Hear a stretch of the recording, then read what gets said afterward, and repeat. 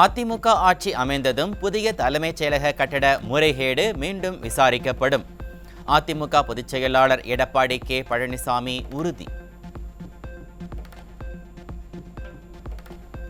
ஸ்டாலினுக்கும் உதயநிதிக்கும் அதிமுகவால் தூக்கம் போய்விட்டது. சிவகாசி பொதுக்கூட்டத்தில் அதிமுக பொதுச் செயலாளர் எடப்பாடி கே பழனிசாமி விமர்சனம். போதைப் பொருள் கடத்துவதற்காகத்தான் திமுக அயலக அணியை அமைத்துள்ளதா என சந்தேகம் வருகிறது.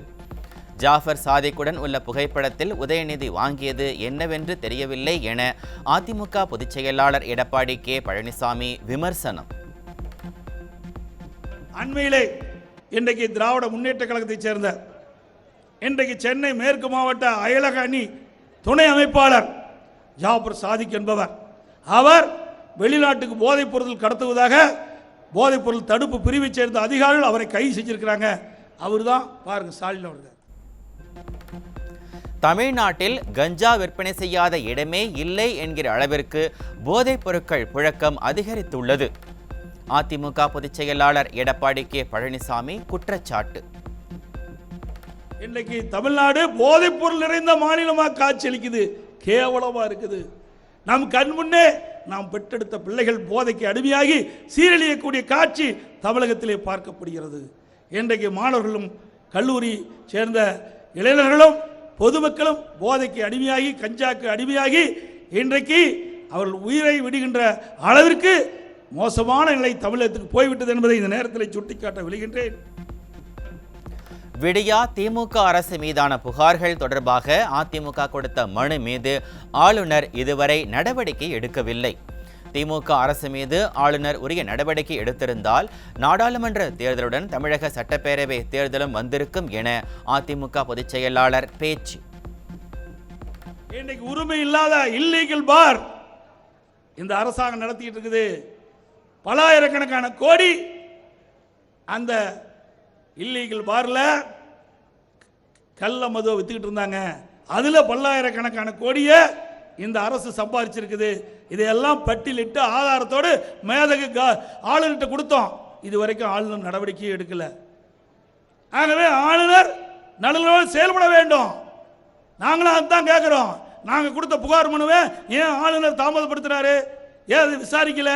இதை விசாரிச்சிருந்தா இந்த தேர்தலோட சட்டமன்ற தேர்தல் வந்திருக்கும். இந்த தேர்தலோட சட்டமன்ற தேர்தல் வந்திருக்கும். 2026 வரைக்கும் நம்ம காத்திருக்க வேண்டிய அவசியமே இல்லை. அந்த அளவுக்கு ஊழல் புரிஞ்சிருக்கிறாங்க. கொஞ்சம் நஞ்ச ஊழல் இல்லை, எல்லா துறையிலுமே ஊழல் நடக்காத துறையே இல்லை. திமுகவினர் என்ன அட்டுழியம் செய்வார்கள் என்பதை ஸ்டாலினே கட்சி பொதுக்குழு கூட்டத்தில் ஒப்புக்கொண்டுள்ளார். அதிமுக தலைவர்கள் நாட்டுக்காக பாடுபட்டனர், திமுக தலைவர்கள் வீட்டுக்காக பாடுபடுவதாக அதிமுக பொதுச் செயலாளர் விமர்சனம். திமுக பொதுக்குழு கூட்டத்தில் திரு ஸ்டாலின் பேசுறார்.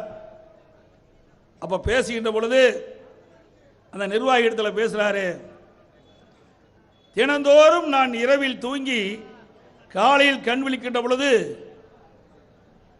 நம் கட்சியிலே என்ன நடக்குமோ என்ற அச்சத்தில் கண் விழிக்கின்றேன் என்று பேசுகிறார். அப்படின்னா தூக்கம் போச்சு. அவரே ஒத்துக்கிட்டார்.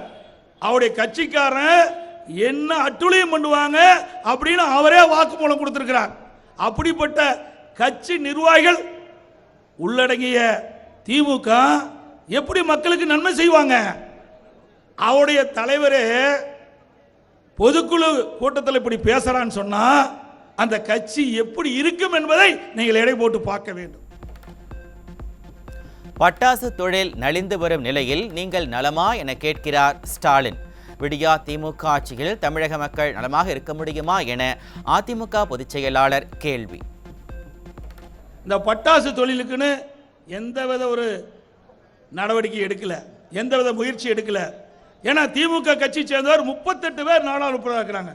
38 நாடாளுமன்ற உறுப்பினர் இருந்தும் இந்த பட்டாசு தொழில் கடுமையாக பாதிக்கிறது. இதற்காக இன்றைக்கு தனி தீர்மானம் ஒன்றை கொண்டு வந்து மசோதா ஒன்று கொண்டு வந்து சட்டமன்றத்திலே அதற்குண்டான ஏற்பாடை செய்திருக்க வேண்டும். அதை விட்டுவிட்டார்கள். அப்பொழுது 38 நாடாளுமன்ற உறுப்பினர் இருக்கின்ற பொழுது நாடாளுமன்றத்திலே மத்திய அரசுக்கு அழுத்தம் கொடுத்து ஏதாவது நடவடிக்கை எடுக்கப்பட்டிருந்தால் இன்றைய தினம் இந்த பட்டாசு தொழிலுக்கின்ற தடை நீக்கப்பட்டிருக்கும். ஆனால் விரைவிலே அனைத்து இந்திய அண்ணா திராவிட முன்னேற்ற கழகத்துடைய நாடாளுமன்ற தமிழகத்திலே நம்முடைய கூட்டணி சேர்த்து தமிழகத்திலே 39, பாண்டிச்சேரி 1, 40 இடங்களிலும் 40க்கும் நாமளே வெற்றி பெறுவோம். 40 நாடாளுமன்றம் மத்திய அரசுக்கு அழுத்தம் கொடுப்போம். இந்த பட்டாசு தொழில் இருக்கின்ற இடர்பாடுகள், தடைகள், இதை அகற்றுவதற்கு சட்ட திருத்தத்தை கொண்டு வரக்கூடிய சூழ்நிலையை நாடாளுமன்றத்திலே நம்முடைய நாடாளுமன்ற அழுத்தம் கொடுப்பார்கள் என்பதை நான் இந்த நேரத்தில் தெரிவிக்க விரும்புகின்றேன். கூட்டணி கட்சிகளை நேசிக்கும் கட்சி அதிமுக. அதிமுகவை அழிக்க நினைத்த அனைவரும் அழிந்து போய்விட்டனர் என அதிமுக பொதுச் செயலாளர் எடப்பாடி கே பழனிசாமி பேச்சு.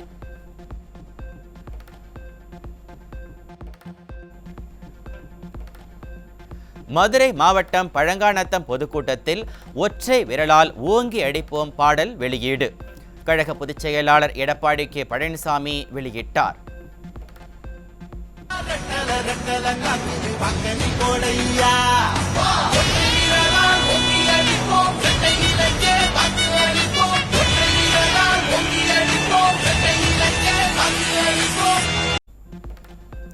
மதுரை தொகுதியின் நாடாளுமன்ற உறுப்பினராக 5 ஆண்டுகளாக பதவி வகித்த வெங்கடேசன் மக்களுக்காக எந்த ஒரு திட்டத்தையும் செயல்படுத்தவில்லை.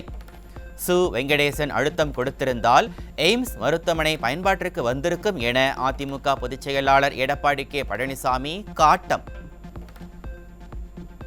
நாம் கொண்டு வந்த எய்ம்ஸ் மருத்துவமனையை 5 ஆண்டு காலம் இன்னும் நிறைவேற்றல. இங்க செங்கலை தூக்கிட்டு சுத்தி என்னங்க பிரயோஜனம்? இங்க செங்கலை காட்டிக்கிட்டே இருக்கிறார் ஒருத்தர், செங்கலை தூக்கி காட்டிக்கிட்டே இருக்கார். நான் இதை பத்தி பேசுனா உங்களுக்கு ஏன் இவ்வளவு அக்கறைங்கிறாரு? உங்களுக்கு ஏன் அக்கறைங்கிறார்? அக்கறை இருக்குது. ஏன்னா நாட்டு மக்கள் உங்க கட்சிக்கு தாங்க 38 நாடாளுமன்ற கொடுத்தாங்க கூட்டணிக்கு.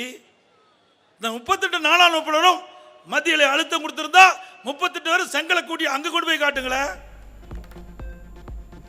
திமுக நீட் தேர்வை ரத்து செய்வோம் என பொய்யான வாக்குறுதியை சொல்லி மக்களை குழப்பி வருகிறது. அதிமுக பொதுச் செயலாளர் எடப்பாடி கே பழனிசாமி குற்றச்சாட்டு. 5 ஆண்டு காலம் இந்த மதுரை மாநகர மக்களுக்கு என்ன செஞ்சாங்க? இந்த நாடாளுமன்ற தொகுதியில் இருக்கின்ற மக்களுக்கு என்ன செஞ்சாங்க? இந்த மதுரை நாடாளுமன்ற தொகுதி 6 சட்டமன்ற உறுப்பினர் உள்ளடக்கிய தொகுதி. இதில் இந்த நாடாளுமன்ற உறுப்பினர் 19 நின்று வெற்றி பெற்றார். இன்னைக்கு 24. 5 ஆண்டு காலம் உருண்டி ஓடி போச்சு. இந்த 5 ஆண்டு காலத்தில் இந்த மக்களுக்கு என்ன நன்மை செஞ்சார் சொல்லுங்க மக்கள். ஏதாவது செஞ்சிருக்காருங்களா? ஒண்ணுமே இல்லை. உதயநிதி செங்கல்லை காண்பித்து என்ன பிரயோஜனம்? 38 நாடாளுமன்ற உறுப்பினர்களும் நாடாளுமன்றத்தில் செங்கல்லை ஏன் காட்டவில்லை? எய்ம்ஸ் விவகாரத்தில் அதிமுக பொதுச் செயலாளர் எடப்பாடி கே பழனிசாமி கேள்வி. இந்த 38 நாடாளுமன்றம் மத்தியில் அழுத்தம் கொடுத்திருந்தா 38 பேர் செங்கலை கூட்டி அங்க கொண்டு போய் காட்டுங்களேன்.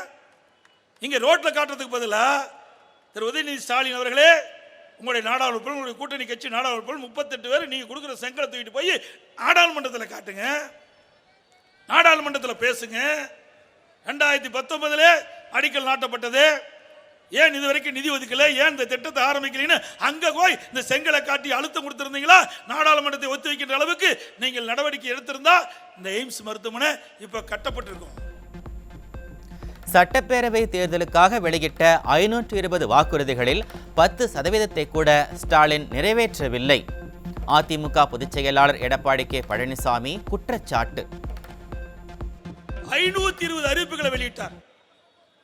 நிறைவேற்ற போறோம், எப்படியோ ஆட்சிக்கு வரணும் அப்படின்னு சொல்லி புத்தக வடியில 520 அறிவிப்புகளை வாரி இறைச்சாரு. 520 அறிவிப்புகளை இந்த 3 ஆண்டுல 10% கூட நிறைவேற்றலைங்க. 3 ஆண்டுகளில் தமிழக மக்களுக்காக செய்யப்பட்டுள்ள திட்டங்கள் குறித்து திமுக அரசு கூற முடியுமா? அதிமுக பொதுச் செயலாளர் எடப்பாடி கே பழனிசாமி கேள்வி. 3 ஆண்டு திராவிட முன்னேற்ற கழக ஆட்சி உங்களுக்கு வாய்ப்பை கொடுத்திருக்கின்றார்கள். இந்த 3 ஆண்டு காலத்தில் நீங்கள் என்ன இந்த நாட்டு மக்களுக்கு செய்தீர்கள்? அதனால் மக்கள் என்ன நன்மை பெற்றார்கள், பலன் பெற்றார்கள்? தகுதியுமா சொல்ல முடியுமா? இல்லையே. சரக்கு இருந்தால் தானே சொல்ல முடியும். சட்டம் ஒழுங்கு சீர்கேட்டில் ஊழல், போதைப்பொருள் கடத்தல், கடன் வாங்குவதில்தான் தமிழ்நாடு முதல் இடம் வகிக்கிறது. அதிமுக பொதுச் செயலாளர் எடப்பாடி கே பழனிசாமி குற்றச்சாட்டு. ஊழல் செய்வதிலே முதலிடம், சட்ட ஒழுங்கு கெட்டு போனதிலே முதலிடம் தமிழ்நாடு தான். போதைப்பொருள் இன்றைக்கு பறந்து விரிந்து இருக்கின்ற மாநிலம் முதல் மாநிலம் தமிழ்நாடு. அதோட இந்தியாவிலேயே கடன் வாங்குவதிலே முதல் மாநிலம் தமிழ்நாடு தான். அந்த பெருமை ஸ்டாலின் தான் சேரும். இன்றைக்கு இந்தியாவில் பல மாநிலம் இருக்குது. எல்லா மாநிலத்தை விடையும் அதிகமாக கடன் வாங்கினதுல முதல் மாநிலம் தமிழ்நாடுங்க. எதிர்க்கட்சியாக இருந்தபோது கோபேக் மோடி, ஆளுங்கட்சியாக உள்ளபோது வெல்கம் மோடி என மாறி மாறி பேசுபவர்கள்தான் திமுகவினர். அதிமுக பொதுச் செயலாளர் எடப்பாடி கே பழனிசாமி குற்றச்சாட்டு. திரு ஸ்டாலின் எதிர்க்கட்சி தலைவராக இருக்கும்போது அப்பொழுது தமிழ்நாட்டுக்கு பாரத பிரதமர் மோடி வருகின்ற பொழுது கோபேக் மோடி அப்படின்னு கத்தினார், கருப்பு பலூன் விட்டார். 2021 ஆட்சிக்கு வந்த பிறகு பாரத பிரதமர் திரு மோடி அவர்களை வெல்கம் மோடின்னு ரத்தன கம்பளம் விரிச்சு வரவேற்கிறாங்க. ஆக இரட்டை வேடம் போடுகின்ற ஒரே கட்சி தலைவர் திமுக தலைவர் ஸ்டாலின் தான். கொள்கை இல்லாத கட்சி திமுக. ஆட்சி அதிகாரத்திற்காக எந்த எல்லைக்கும் செல்வார்கள். தேர்தலில் திமுகவுக்கு தோல்வி பயம் வந்துவிட்டது என அதிமுக பொதுச் செயலாளர் எடப்பாடி கே பழனிசாமி விமர்சனம். மத்தியில் பாரதிய ஜனதா கட்சியிலே அமைச்சராக இருந்தாங்க, காங்கிரஸ் கட்சியிலே அமைச்சராக இருந்தாங்க.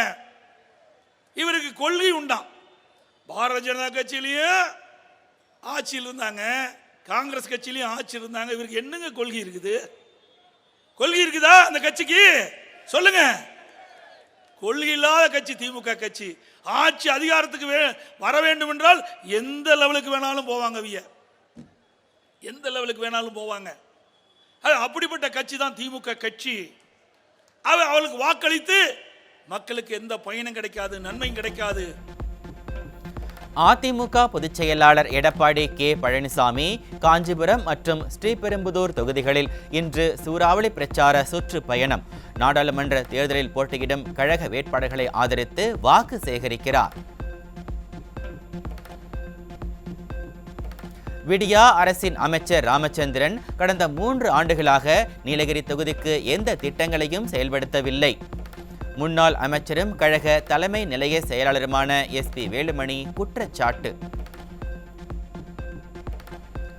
அதிமுகவுக்கு பெருகும் மாற்றுக் கட்சியினர் ஆதரவு. குன்னூரில் முன்னாள் அமைச்சர் SP வேலுமணி முன்னிலையில் 100க்கும் மேற்பட்டோர் அதிமுகவில் இணைந்தனர். திமுக தான் பாஜகவுடன் கள்ள உறவு வைத்துள்ளது.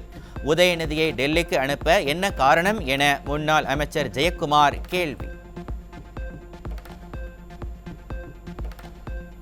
தமிழ்நாட்டில் வேட்புமனுக்கள் மீதான பரிசீலனை நிறைவு. 39 நாடாளுமன்ற தொகுதிகளில் 1085 வேட்புமனுக்கள் ஏற்கப்பட்டதாக தேர்தல் ஆணையம் தகவல்.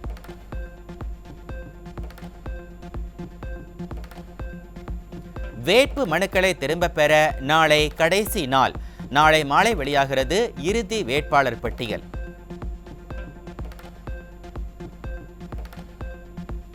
கோவையில் போட்டியிடும் பாஜக மாநில தலைவர் அண்ணாமலையின் வேட்புமனுவில் குளறுபடி இருப்பதாக புகார். தேர்தல் ஆணையம் ஒருதலைபட்சமாக நடந்து கொண்டதாக அதிமுகவினர் குற்றச்சாட்டு.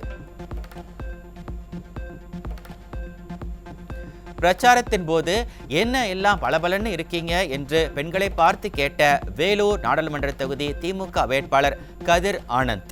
திமுக வேட்பாளரின் சர்ச்சை பேச்சால் பெண்கள் அதிருப்தி. எல்லாம் கொஞ்சம் பளபளன்னு இருக்கீங்க, எல்லாம் ஃபுல்லா மேக்கப் போட்டு வந்துருக்கீங்களா? எல்லாம் ஃபேர் அண்ட் லவ்லி சிங்கார் போட்டு எல்லாம் போட்டு ஜாம் பண்ணி வந்துருக்கீங்க போல இது. ஆம்பூரில் தேர்தல் பிரச்சாரத்தின் போது உளறி கொட்டிய கதிர் ஆனந்த். பாஜகவுடன் சேர்ந்து மோடியை விரட்டியடிப்போம் என கூறியதால் சிரிப்பலை. திராவிட முன்னேற்ற கழகத்தின் கூட்டணியில் இருக்கக்கூடிய IUML மற்றும் இஸ்லாமியர் கட்சி இருக்கக்கூடிய அனைத்து கட்சிகளும் சேர்ந்து, மனித மக்கள் கட்சியும் சேர்ந்து, பாஜகவும் சேர்ந்து ஒரே கூட்டணியில் இன்று மோடி அவர்களை விரட்டி எடுப்பதற்காக போர்க்குரல் கொடுத்துள்ளோம். ஸ்ரீபெரும்புதூர் நாடாளுமன்ற தொகுதியில் காங்கிரஸ் சின்னத்தில் வாக்கு கேட்ட GK வாசன். சொந்த கட்சி சின்னத்தை மறந்து GK வாசன் உளறியதால் தொண்டர்கள் அதிர்ச்சி. நம்முடைய மரியாதைக்குரிய வேணுகோபால் அவர்களுக்கு நீங்கள் எல்லாம் கை சின்னத்திலே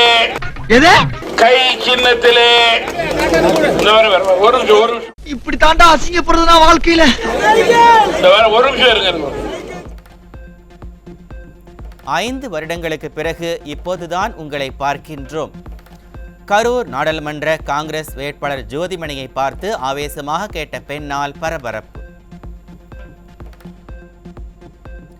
நாமக்கல் மாவட்டம் ராசிபுரம் அருகே விடியா அமைச்சர் மதிவேந்தன் பேசுவதை பாதியில் நிறுத்திய பெண் மகளிர் உரிமைத்தொகை வரவில்லை என கேள்வி எழுப்பியதால் பரபரப்பு.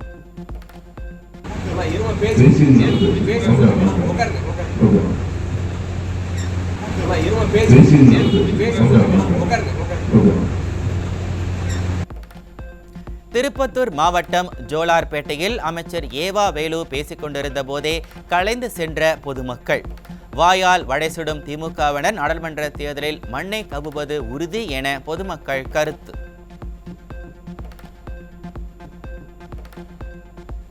தேனியில் தங்க தமிழ்ச்செல்வன் பிரச்சார கூட்டத்திற்கு கூட்டம் சேர்க்க பணம் வழங்குவதாக கூறி டோக்கன் கொடுத்த விடியா திமுகவினர் 100 ரூபாய் தருவதாக டோக்கன் கொடுத்துவிட்டு திமுகவினர் ஏமாற்றியதாக பெண்கள் வேதனை.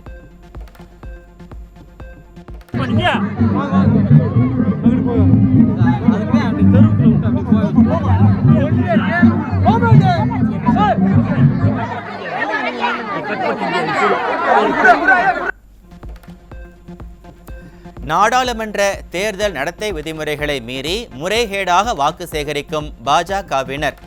புதிய தமிழகம் கட்சி தலைவர் டாக்டர் கிருஷ்ணசாமி குற்றச்சாட்டு. அரசாணை போட்டிருந்தால் அரசாணை போட்ட உடனடியே அறிவிச்சிருக்கணுங்க.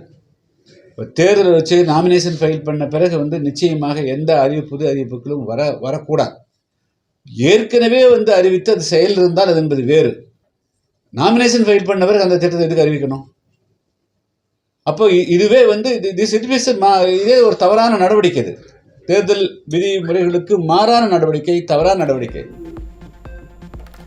நாகை மாவட்டம் வேதாரண்யம் அருகே கொடுக்கம்பங்களை நட்டு தேர்தல் நடத்தை விதிமுறைகளில் ஈடுபட்ட திமுக மற்றும் கூட்டணி கட்சியினர் நடவடிக்கை எடுக்கவில்லை என கூறி தேர்தல் பறக்கும் படையினரின் காரை முற்றுகையிட்டு அதிமுகவினர் வாக்குவாதத்தில் ஈடுபட்டதால் பரபரப்பு. புதிய தலைமைச் செயலக கட்டிட முறைகேடு வழக்கில் அதிமுக முன்னாள் MP ஜெயவர்தன் மனு தாக்கல் செய்ய முகாந்திரம் உள்ளது.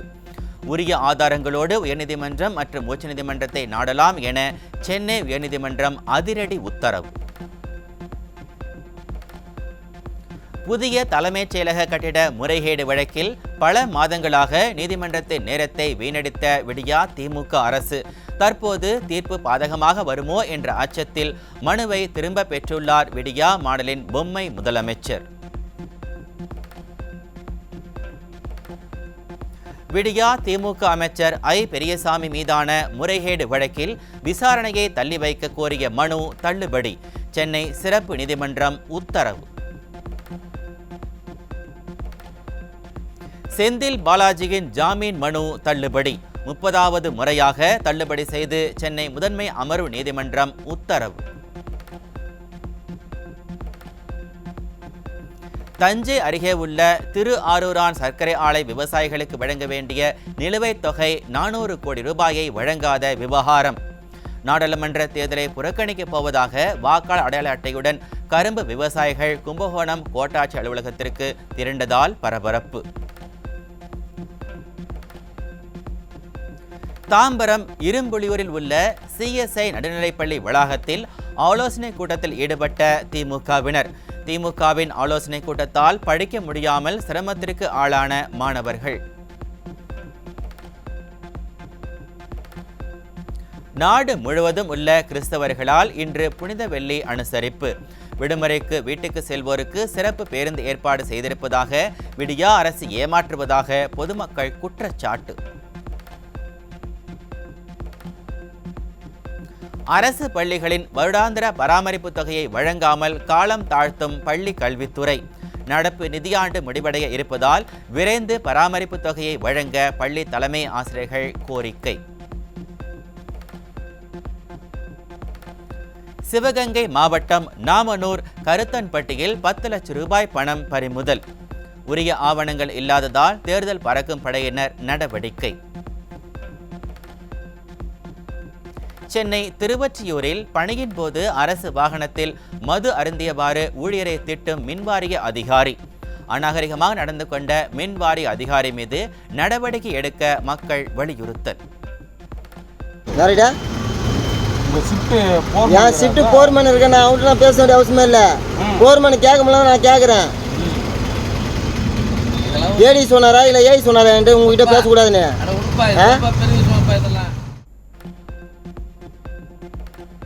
சென்னை சூளைமேட்டில் போடப்பட்ட சாலையை மீண்டும் மீண்டும் அகற்றிவிட்டு புதிதாய் சாலை அமைக்கும் விடியா திமுக அரசு. விடியா அரசு ஊழல் செய்வதற்காக வரி பணத்தை வீணடிப்பதாக மக்கள் குற்றச்சாட்டு. தென்காசி மாவட்டம் கடையநல்லூர் அருகே தரமற்ற முறையில் போடப்பட்ட பாலத்தின் தடுப்புச் சுவர் இடிந்து விழுந்ததால் பரபரப்பு. விடியா அரசின் ஒப்பந்தாரர்கள் கமிஷனுக்காக உயிருடன் விளையாடி வருவதாக பொதுமக்கள் வேதனை. புவனகிரி அருகே தரமற்ற முறையில் கட்டப்பட்டு வரும் பால பணிகள். விடியா அரசு மக்கள் வரிப்பணத்தை வீணடித்து வருவதாக அப்பகுதி மக்கள் குற்றச்சாட்டு. விருதாச்சலம் புறவழிச்சாலையில் தாழ்வாக செல்லும் உயர் மின்னழுத்த மின்சார கம்பிகளால் உயிர் சேதம் ஏற்படும் அபாயம். மாவட்ட நிர்வாகம் உரிய நடவடிக்கை எடுக்க மக்கள் வலியுறுத்தல். தூத்துக்குடி அருகே காதல் ஜோடியை மிரட்டி செயினை பறித்த ஆயுதப்படை காவலர் கைது. விடியா திமுக ஆட்சியில் வேலையே பயிரை மேய்ந்த கதையாக காவல்துறை செயல்படுவதாக பொதுமக்கள் வேதனை. சென்னை திருமுல்லை வாயலில் தன் பாலின சேர்க்கைக்கு அழைத்து இளைஞரிடம் நகை பணம் பறித்த காவலர் உள்ளிட்ட 2 கைது. விடியா ஆட்சியில் காவல்துறை கள்வர்களின் கூடாரமாக மாறி வருவதாக பொதுமக்கள் விமர்சனம். செங்கல்பட்டில் பிரபல இருசக்கர வாகன திருடன் போலீசாரால் கைது. இதுவரை சுமார் 70க்கும் மேற்பட்ட இருசக்கர வாகனங்களை திருடி விற்பனை செய்ததாக வாக்குமூலம் அளித்ததால் போலீசார் அதிர்ச்சி. அரியலூர் அருகே பள்ளி மாணவியை மிரட்டி பணம் பறித்த இளைஞர் போக்சோ சட்டத்தில் கைது. விடியா ஆட்சியில் பள்ளி மாணவிகளுக்கு பாதுகாப்பு இல்லாத அவலம். IPL லீக் போட்டியில் டெல்லி அணி தோல்வி. 12 ரன்கள் வித்தியாசத்தில் வீழ்த்தி ராஜஸ்தான் வெற்றி.